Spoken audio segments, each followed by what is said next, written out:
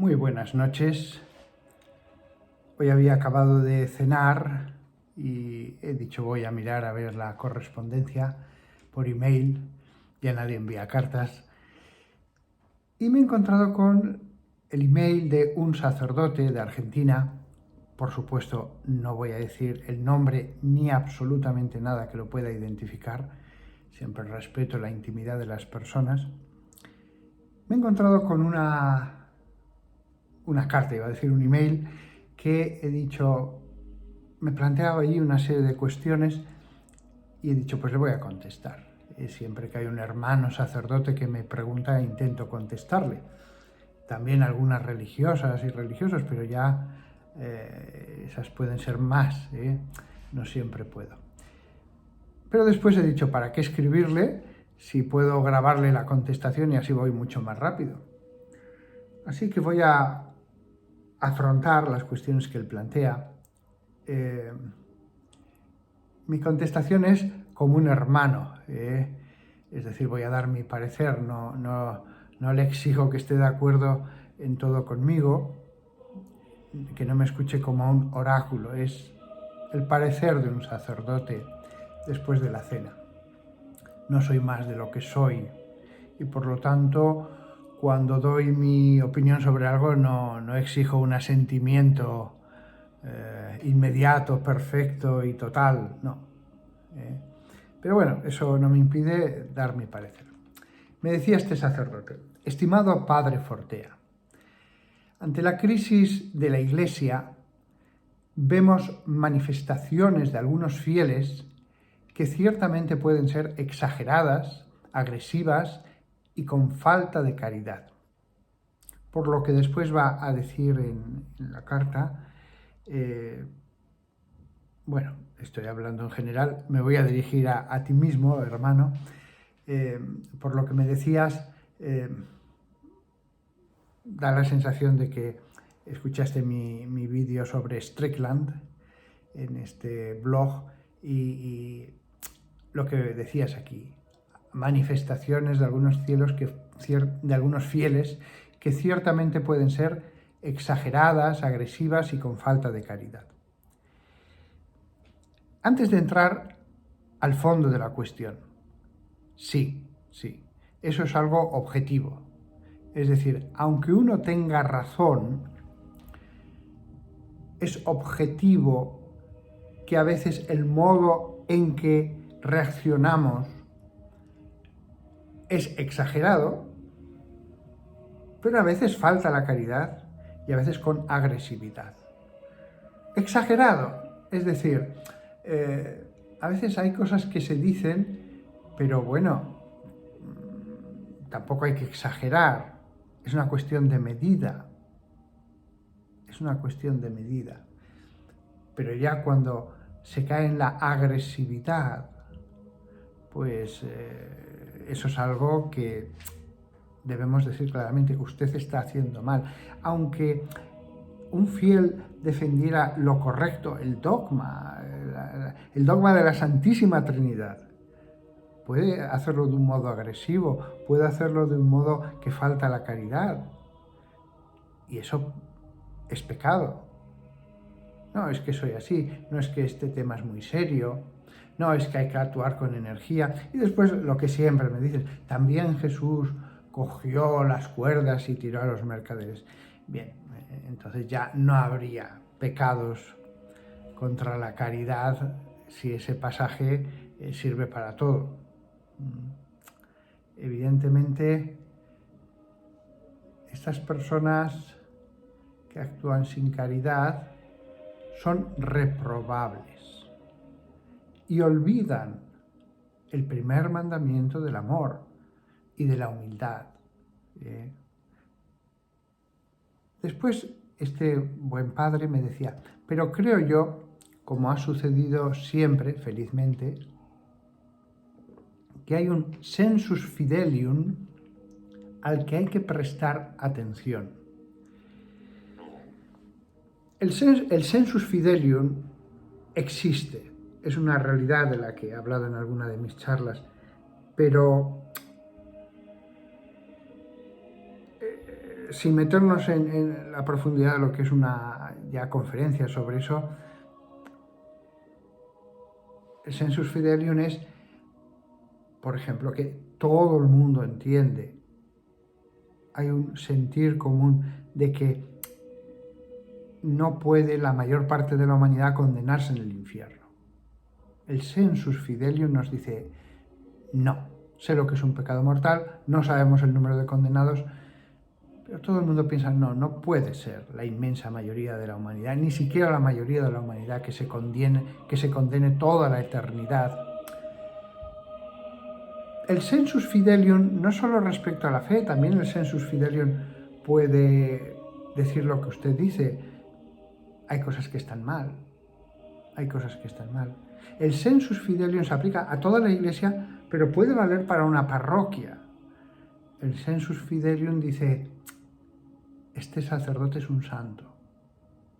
Yo no sé teología, yo no he leído nunca un escrito de teología espiritual, pero este hombre es un santo. O puede haber un sensus fidelium de decir, nuestro párroco le respetamos, le queremos, pero está mal, moralmente está mal.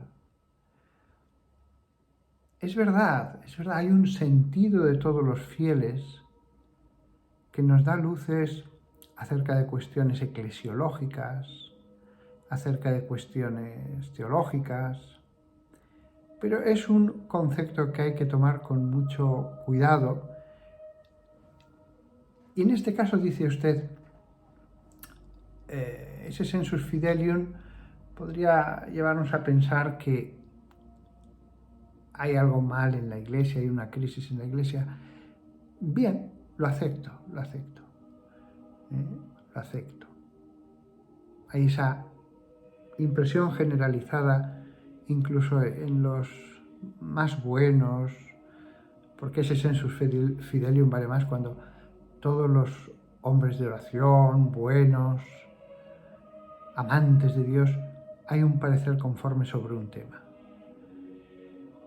Es cierto, en este momento hay una impresión acerca de una bifurcación en la Iglesia, dos modos de entender la Iglesia. Y todas las personas de oración, espirituales, ascéticas, claramente nos dicen, la verdad sobre la Iglesia está en la tradición, está en los santos padres. La Iglesia es y debe ser lo que nos han dicho Santa Teresa de Jesús, San Juan de la Cruz, San Agustín. Estoy de acuerdo. Hay un sensus fidelium que hay que tener en cuenta. Alguien dirá, pero en Alemania la estadística dice que tantos están a favor de tal cosa y tal otra. No voy a ser explícito porque estamos en YouTube y hay censura, ya lo sabemos. Esto es como tener al comisario del pueblo aquí escuchándonos. Entonces, sí, el sensus fidelium no es que en un país se hace una encuesta y a ver qué sale. El sensus fidelium, sobre todo cuando se ve muy claro, es cuando coges a cientos y miles de laicos repartidos por el mundo, con cultura o sin cultura, de tantas espiritualidades, y todos están de acuerdo sobre qué es la Iglesia, qué es el misterio de la Iglesia. Gente que está a una hora de oración ante el Santísimo, allí se ve más claro.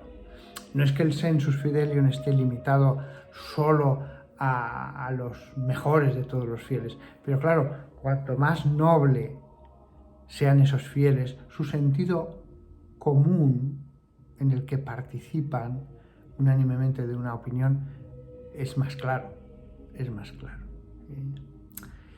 Bien, yo creo que usted y yo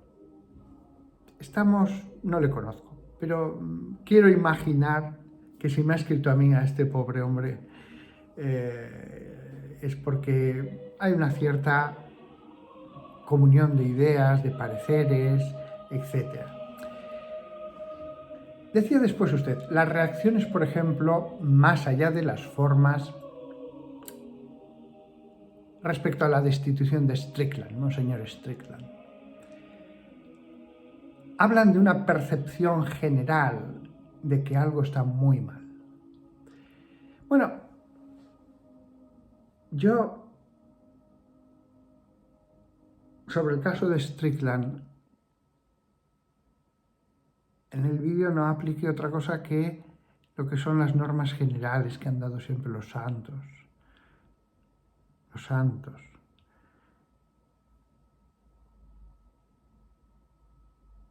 No sabemos. No sabemos. Pero hay gente que sabe porque tiene esa misión y ha juzgado. En este caso el dicasterio de los obispos. Yo no juzgo, pero en principio, en todos los temas, mi voto de confianza es hacia la autoridad. Si el obispo de un lugar me dice algo, pues el voto de confianza. Yo he ido a muchos lugares dando conferencias por el mundo y cuando el obispo del lugar respecto a una cuestión concreta decía algo, pues nada, mi voto de confianza era lo que dijera ese obispo. Aunque después, sobre el tema que fuera una persona, unas apariciones, unas revelaciones, un problema eclesial, yo, de hecho, suspendía juicio. Las dos cosas son compatibles. Suspender juicio, yo no tengo los elementos, yo no le juzgo a usted, para mí usted no es culpable. Y el voto de confianza. Las dos cosas son compatibles. Porque yo no juzgo. Yo solo digo, la autoridad requiere un respeto. Las reacciones, por ejemplo, más allá de las formas en algunos, respecto a la destitución de Monseñor Strickland, las formas han sido objetivamente pecaminosas. Faltaban a la caridad. ¿Cuándo se falta a la caridad? Cuando se cae en el insulto, cuando se cae en la falta de respeto. Algunos, en su mentalidad, pero hay una conciencia en esa mentalidad, la conciencia en el alma. Claro, entonces usted es el malo. Usted es el malo. Y te decían, usted está con esto, usted está a favor de esto, usted mil cosas que no voy a repetir. Hay una conciencia, no podemos decir pobrecita gente, ignorante, no, porque al fin y al cabo también soy sacerdote y debo decir las cosas con claridad. Eso es pecado. Por más que usted lo hace por defender a alguien, pero está pecando por defender a alguien. Es como si dijera, voy a robar y ha sido limosna a los pobres el domingo en la bandeja de la iglesia o en Cáritas o tal. Pues no, eso es pecado. No sé cómo estará su conciencia. Yo no le juzgo a usted, pero esto es objetivamente pecado. Hablando de una percepción general de que algo está muy mal. Algo está mal, sí. Siempre ha estado mal. Siempre ha estado mal. A veces mejor. No es que siempre esté igual de mal. Pero estábamos mejor en la época de Pablo VI. Yo no sé qué edad tendrá usted, pero yo he vivido los años 70. Y en los años 70 daba la sensación de que se podía decir lo que fuera, que no te pasaba nada. Bueno, y de hecho se podía decir. Se podía hacer de todo, lo que se llegó a hacer en las iglesias. En liturgia. Yo he vivido los años 70 y soy más consciente, porque ya sabía más, teología, etc., en los años 80. Hubo una época en que la teología de la liberación realmente predominó, no es que fuera un triunfo total, pero predominó en varios países. Incluso en muchas iglesias de España, donde no había un sacerdote mayor, fiel al magisterio, muchos sacerdotes jóvenes, en fin, cómo estaban impregnados de teología de la liberación. Es que el marxismo tuvo un poder tremendo en los seminarios, en el clero joven. No, todos no lo eran, por supuesto. ¿Ahora están peor las cosas? No, indudablemente no. La reforma lenta que hizo San Juan Pablo II fue impresionante. Yo la viví. Fue impresionante. Cuando acabó su pontificado, las universidades, todo era distinto. Todo era distinto. El cambio que hizo en el episcopado.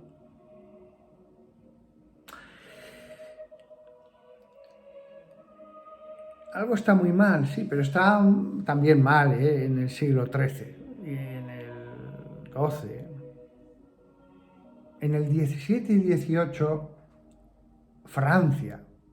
Yo he leído varias obras, ahora no recuerdo el nombre de un profesor de Oxford, que es el gran especialista en el episcopado del Ancien Régime.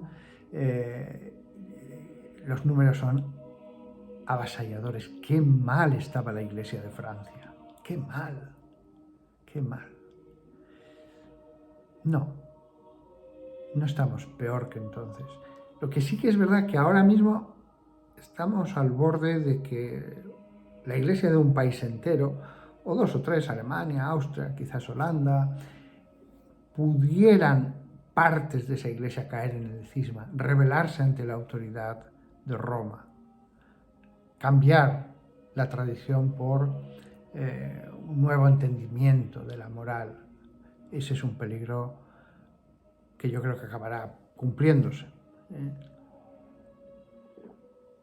Pero hay que verlo con perspectiva histórica. Estamos mal, pero siempre hemos estado un poco mal. Solo hay que ver las cartas de San Pablo, hasta el mismo San Pablo, las faltas de respeto de las que me hacía acuse de recibo antes. Pablo tuvo sus opositores que le trataron muy mal. Lo dice en alguna carta, fulano, el herrero, me ha tratado muy mal. En fin. Hablan de una percepción general de que algo está muy mal, que no es posible tanta arbitrariedad y que hay verdaderos herejes que tienen patente de corso. Vale, le doy la razón. Le doy la razón.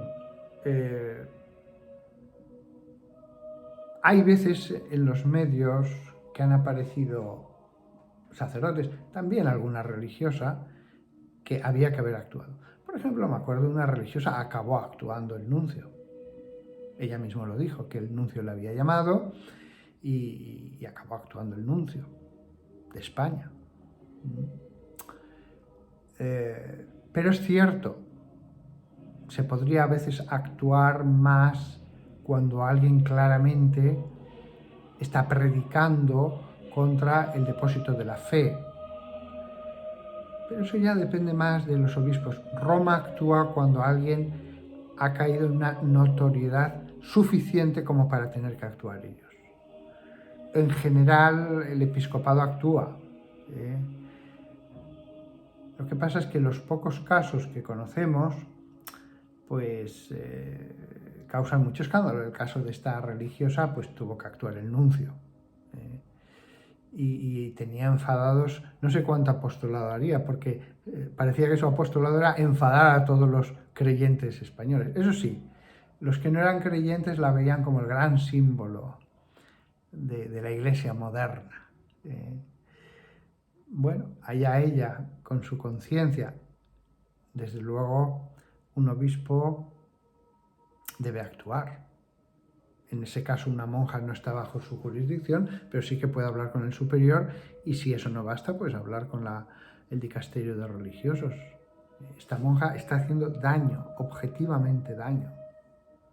Cree que está haciendo apostolado y lo que está haciendo es daño a la conciencia de los católicos, sembrando el indiferentismo, el relativismo, la posibilidad del cambio en el fondo del magisterio en lo que tiene de inamovible. Yo creo que usted y yo en este tema que usted me dice, cuando se queja de que algunos pues tienen patente de corso, pues sí, estaríamos de acuerdo usted y yo, estaríamos de acuerdo. Lo que pasa es que también tenga en cuenta que en la Edad Media pues el nominalismo adquirió tintes, en mi opinión, heréticos, aunque Duns Scotus no es precisamente un ejemplo de mala persona, todo lo contrario, era un hombre de una espiritualidad muy alta y oraba. En el siglo XVII el galicanismo, libremente, se imprimían los libros, las doctrinas de que la Iglesia francesa, en el fondo era independiente de Roma, que actuaba con Roma solo por consenso, pero que ella tenía una serie de costumbres y privilegios que ni el Papa podía cambiar. Podríamos seguir repasando la historia, pero hablo de cosas muy extendidas, el nominalismo, hablo de versiones arrianas que hubo en la Iglesia. Digo versiones porque hubo versiones más diluidas, pero que se extendieron, nunca llegando a ser las predominantes, por supuesto, en el episcopado. Ha habido cosas muy extendidas y que el tiempo las ha puesto en su sitio y han desaparecido. Bien, yo creo que en este tema estamos de acuerdo. Los obispos deben vigilar el rebaño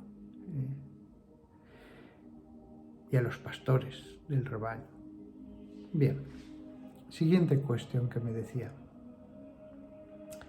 Le consulto a usted como demonólogo si no percibe con claridad ese humo de Satanás que denunciara San Pablo VI y que hoy es cada vez más espeso. Pablo VI es verdad, es santo porque era un hombre tan orante, sufría tanto el pecado y la herejía en la Iglesia, él lo sufría en su alma. Es verdad que, a mi parecer, por carácter, era un hombre poco dado a tomar medidas. Y fue un hombre que no estaba acertado en colaboradores que le rodearon. Pero en cuanto a su vida espiritual, en cuanto a él como persona, era una maravilla. Era una maravilla. Era un papa santo, con una mentalidad más de monje. Un hombre de vida interior. Y sin embargo, con San Pablo VI ocurrió toda una revolución, que ya venía de unos años antes, y que él mismo no solucionó. Lo digo porque a veces hay que decir, tenemos que mejorar las cosas, pero tenemos que ser comprensivos cuando no se cambian. Ni San Pablo VI lo hizo. Aunque él mostró esa faz de Dios de dar tiempo a la conversión, de dar un tiempo a que los teólogos se clarificaran, de que ellos mismos consensuadamente, libremente, fueran enderezando el camino. Pienso que Pablo VI cumplió una función de Dios a nivel eclesial, pero después ya Dios dijo, ahora Juan Pablo II. Pero hay que ser un poco comprensivos con el mal presente aquí y ahora, porque ni Pablo VI lo arregló, ni otros santos en otras épocas lograron solucionarlo. El galicanismo es un ejemplo de un error que hubo papas buenísimos a lo largo de 2 siglos y sin embargo ellos hicieron lo que pudieron y al final fue Dios, con el paso del tiempo, como acabó solucionando esa situación. Lo mismo podríamos decir de otras cuestiones eclesiales. Yo soy más dado a la acción. Uno además nunca debe caer en la omisión culpable, pero reconozco que el tiempo es un crisol muy duro con las versiones heterodoxas del cristianismo. Cuanto más heterodoxa es una versión, más abocada está a la caducidad. Alguien me dirá, bueno, pues hay grupos que llevan mucho tiempo. Sí, pero son las versiones más razonables de todo lo que surgió en el siglo XVI o incluso después. Puede haber excepciones, pero en general creo que el tiempo criba mucho. Bueno, pero volvamos a la pregunta. Le consulto a usted si no percibe con claridad ese humo de Satanás. El humo de Satanás en la época de Pablo VI, a mi entender, era mucho más grande, mucho más grande. El humo de Satanás siempre ha entrado en el templo de Dios, en un lugar que debería ser solo incienso y aromas para la divinidad. Siempre ha entrado la fetidez, el mal olor de Satanás en todas sus versiones. Pecados de la carne, pecados de soberbia en lo intelectual, en lo teológico, en la desobediencia. Ahora lo que estamos es al borde de un cisma y lo que tenemos es a buena parte de la población camino de la apostasía en todos los países católicos, quizás no en los de África y Asia, pero sí en Europa empezó, Estados Unidos y ahora ya también Latinoamérica. Camino de la apostasía a buena parte de nuestra población y en ese camino aceptando todo lo que diga el mundo, todo. Con lo cual, sí, percibo ese humo de Satanás. Pero todos sabemos cuál es el mal. Uno mira la lista de pecados, pues ese es el mal. Uno mira la lista de errores teológicos, ese es el mal. No es algo misterioso. Siempre los amigos de las conjuras piensan en sociedades secretas que manejan el mundo y también la Iglesia. Bueno, el mal es patente, el mal es evidente.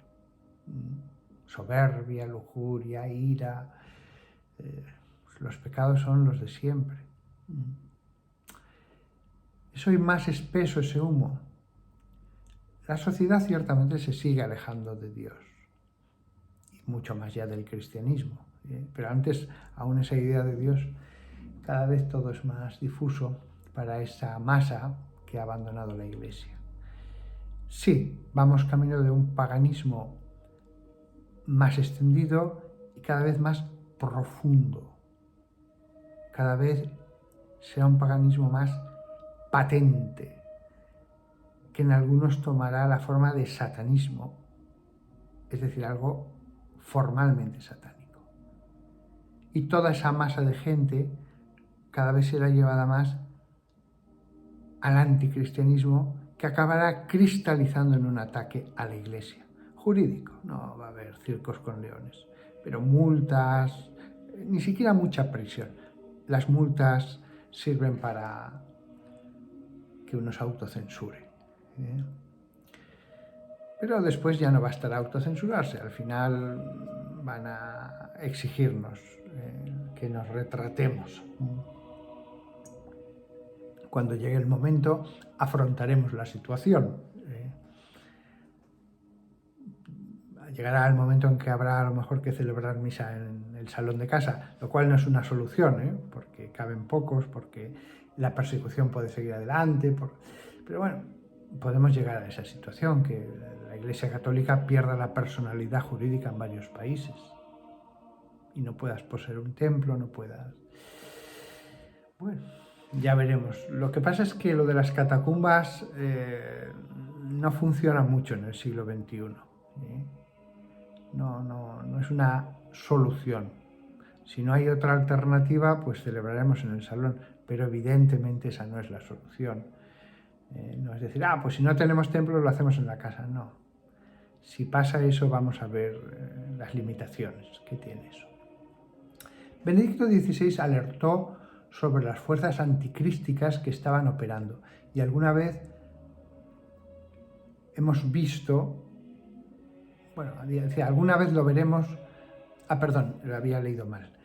Benedicto XVI alertó sobre las fuerzas anticrísticas que estaban operando y alguna vez lo veremos. Sí, estoy de acuerdo en eso. La faz del anticristo acabará manifestándose algún día. Punto. Su renuncia fue un acto heroico para cortar este tiempo de prueba. No, en esto no estoy de acuerdo, hermano.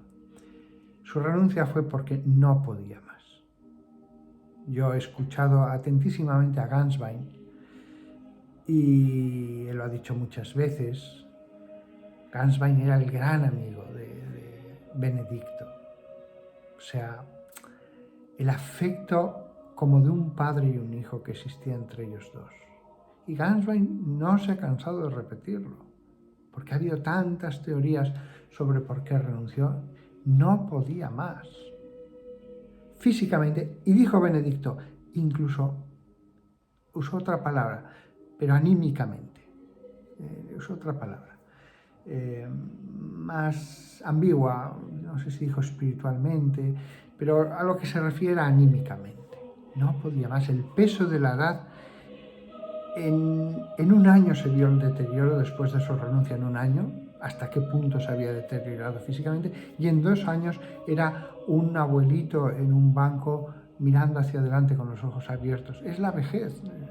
Y le llegó, y él no fue algo heroico, él vio que tenía que hacerlo, y como él nunca había tenido ambición eclesial de ningún tipo, ni de ser obispo, ni de ser cardenal, y mucho menos de ser papa, no le costó nada. Lo que a él le costaba, porque era un hombre sin ambición, era ser papa. Entonces no veo que su renuncia fue un acto heroico. Fue lo acertado, y eso que yo defiendo, que los papas no deben, en principio, renunciar, que es mejor morir en ese cargo, pero es una norma general. Hay veces que es acertado y él vio que era lo acertado y lo hizo en el momento justo, además. Todo lo demás que se ha dicho de por qué renunció es pura novela.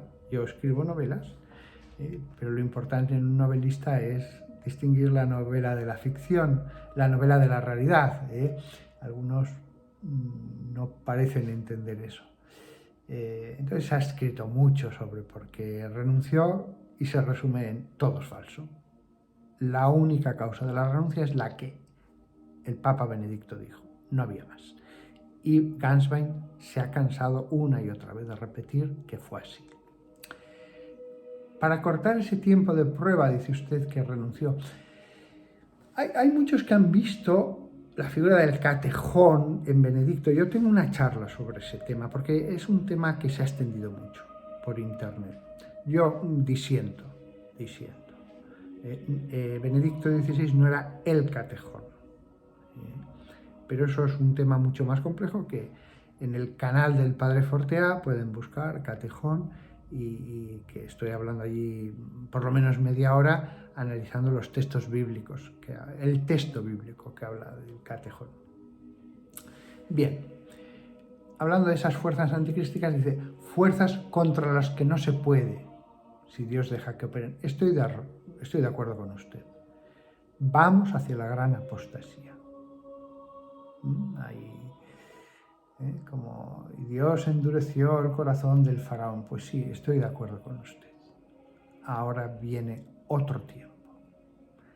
Hemos visto el final de países cristianos y si vivimos 20 años más, 15, vamos a ver qué madura, pero va a ser totalmente post-cristiano y anticristiano. Y creo que acaba, sí, esta es la última cosa que dice usted.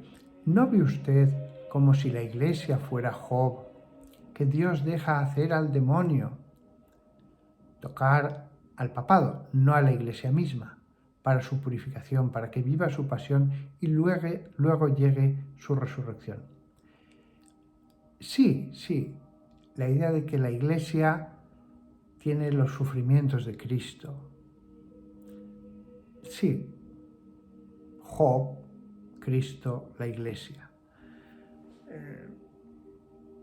La Iglesia se purifica, la Iglesia sufre. Sufren la parte noble, buena de la Iglesia, viendo el pecado de toda época. Hay personas que ven el mal y sufren. Ese es un aspecto de Jesús. Jesús veía el mal y sufría. Veía cómo eran los levitas y lo que deberían ser, cómo debería ser el sumo sacerdocio y lo que era, lo que debía ser el templo. Jesús sufría y muchos cristificados sufren. En eso le doy toda la razón. El que está hecho al mundo no sufre. Al revés, siempre está criticando, quejándose de que la Iglesia es muy anticuada y a ver si cambia. Si cambia como Él quiere. Pero los buenos sí. Les hiere ver el rostro de la Iglesia bellísimo, manchado con lodo por encima. Usted dice, tocar al papado es lo que ha permitido Dios, no a la Iglesia misma. Es decir, la Iglesia misma, el rostro sigue siendo bellísimo, aunque en un momento dado pueda caer lodo, pueda haber unas manchas encima. Es un misterio sagrado el de la Iglesia. Es santa porque fue fundada por Cristo, porque los medios que nos da son santos, los sacramentos, la palabra de Dios, todo lo que nos da la Iglesia. La Iglesia es santa. El misterio de la Iglesia, la realidad de la Iglesia más allá de la debilidad personal, de los defectos personales. Y como es santa, santifica a muchos en la Iglesia, no a todos. En ese sentido, totalmente de acuerdo. La Iglesia no. Esto ya es un cambio respecto a muchos ignorantes de Internet que siempre están hablando de un modo que en el fondo están aceptando la corrupción de la Iglesia. Están aceptando que ese rostro sí que puede afearse. Ellos dirán que no, que la Iglesia siempre será santa y pura y que permanecerá hasta el fin de los tiempos. Sí, pero te estás refiriendo a una Iglesia imaginaria de 200 miembros puros que se refugian en unas cuevas de Siria. Una Iglesia que no existe. La Iglesia es lo que es y lo que siempre ha sido. La Iglesia que estaba en Hispania, en la Galia, en el norte de África, en los pueblos y en las ciudades, y la Iglesia que hoy día está en Argentina y en Chile y en Japón, y esa es la Iglesia real, los 4000 y pico obispos que hay, las monjas, lo otro es una idea. Yo creo en la Iglesia real. Esa Iglesia real es la depositaria de esos tesoros, y ella misma es un tesoro. No es que ella tenga unos tesoros, ella es un misterio de gracia, de uniones sagradas entre personas individuales, formando una unidad de muchos. Hay visiones de la Iglesia que, aunque formalmente digan no, yo creo que la Iglesia es intocable, en el fondo sí que piensan que la Iglesia se corrompe, que las puertas del infierno prevalecen. Alguien me dirá, ya, pero el pecado puede llegar muy lejos, puede haber muchos pecadores. Sí. Pero cuando tú piensas que el Vaticano está lleno de masonería, que los cardenales pueden pertenecer a una sociedad secreta todavía más malvada, que el Papa es el anticristo, que la misa te la van a protestantizar, o sea, cuando tienes ya tal cúmulo de fantasías en la cabeza sobre la Iglesia, ¿en qué Iglesia realmente estás creyendo cuando dices creo en la Santa Iglesia Católica? ¿En la Iglesia real o en una idea que te has hecho? Pero que no existe de hecho en ningún lugar en el mundo, o que existen grupúsculos aislados entre sí, ultratradicionalistas. Entonces, estoy totalmente de acuerdo con usted. La Iglesia no puede ser tocada. El papado, sí, un papa puede ser pecador. Un papa puede ser pecador. y eso no afecta al misterio de la Iglesia. Lo que pasa es que yo me imagino que dice esto pensando en la posibilidad de unos mayores o menores defectos en el actual Papa. Algunos dirían que pecado y otros dirían que apostasía. Hay una gama tremenda.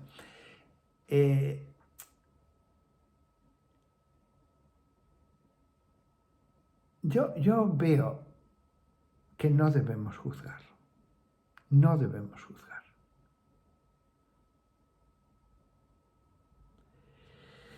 Estoy pensando cómo expresar esta realidad, porque sé que hay tantas personas heridas, pero muchas de ellas en realidad están heridas porque los hechos papales han sido conocidos mal. O sea, yo no estoy diciendo que el Papa sea perfecto, pero el Papa es uno más en la lista de papas. No es que todos los papas fueran mejores o peores y este es el pozo de la iniquidad.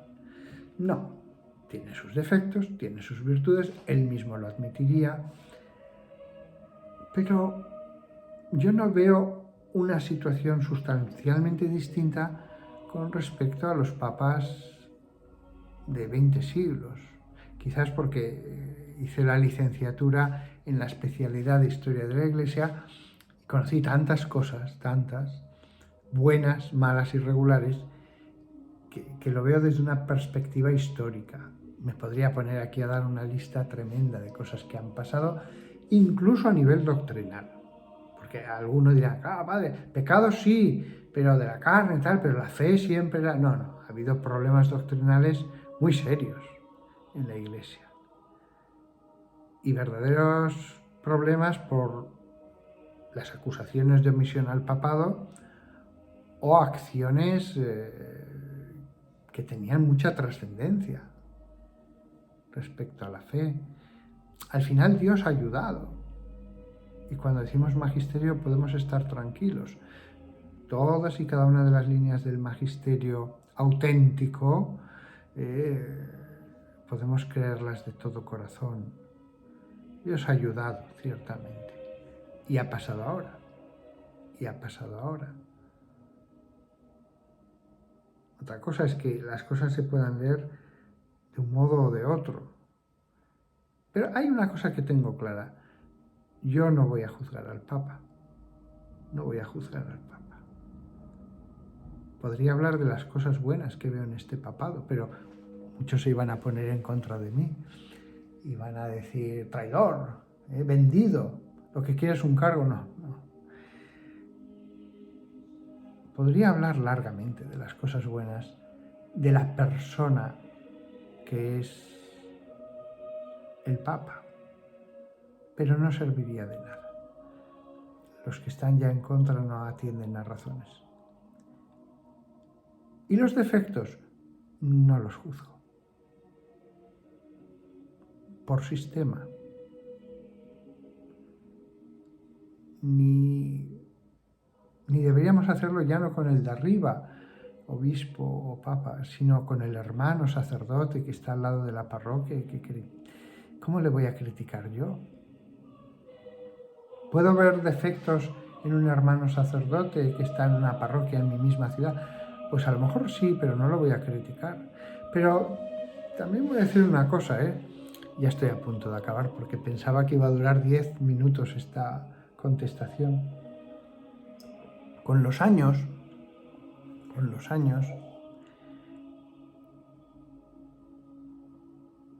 me resulta cada vez más difícil ver defectos en mis colegas de esta ciudad. Me he acostumbrado tanto a fijarme en lo bueno que cuando los tengo delante veo lo bueno, sus virtudes. Algún defecto sí. alguno. Pienso ahora en este, pienso en otro que ya no está en esta ciudad. Bien, hay cosas que son innegables, pero no le doy vueltas. Y cuando estoy delante de él, pienso en lo positivo. Al final, lo mismo que con el vicio se deforma la visión de las personas, en este caso la virtud ha logrado, en mi caso, que me la han enderezado y veo lo recto. Estaba pensando ahora hay una visión del profeta Ezequiel en que las patas de los querubines que hay ante el trono de Dios, dice que eran rectas. ¿Y qué simboliza eso? Pues todos los exegetas son unánimes. Es un modo semita de decir que en su andar todo era recto, nada era torcido, doblado. Cuando yo veo a todos los hermanos unidos, solo siento alegría. Doy gracias a Dios porque haya tan buen presbiterado en esta ciudad, en la diócesis, pero a los de la ciudad los trato más. Eso sí, no me van a permitir nunca que los filme en una reunión de arciprestazgo o en una comida para ponerlo aquí, porque ya lo he intentado y no, eso no quieren. Siempre aparezco aquí solo y lo que me encantaría es mostraros la vida de la diócesis todos juntos, comiendo, bromeando, pero nada, no hay manera. Siempre que hay un grupo hay uno, dos que dicen yo no quiero aparecer y te lo dicen del modo más... así que me vais a tener que seguir viendo solo en los vídeos. Pero no juzgo, ni siquiera al hermano, y menos al papado. Y si algo yo he sentido en mi vida espiritual, es que Jesús me decía, sí, tienes que volver a esa visión sencilla, cándida, inocente que tenías cuando entraste en el seminario respecto a tus superiores.